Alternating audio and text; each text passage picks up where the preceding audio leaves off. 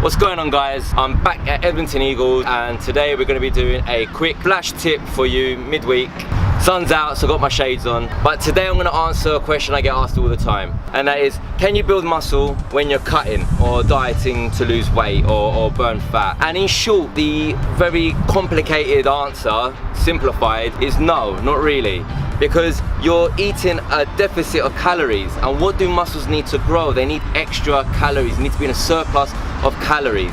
There are ways of doing it where you're hitting the equilibrium of the right amount of calories, the right amount of training and stimulant of the muscle, but it's very, very difficult to pinpoint that. So my advice is choose one path and don't keep changing. Don't keep saying 1 week I'm gonna put muscle on or weight on and the other week I'm gonna cut. You need to choose one and dedicate yourself to that for at least 3 to 4 months before you're gonna see any progression and your goal. So in simple terms, you got a piece of clay in front of you, a little ball of clay, and I keep taking a little bit of that clay away.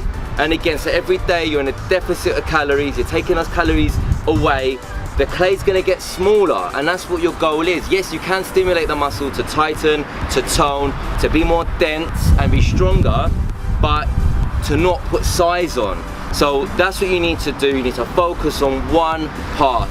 Either you're gonna gain weight or you're gonna lose weight. Choose one and you'll be a lot more happier. It won't keep confusing your body as well. Have a great day, guys. Flash Fitness.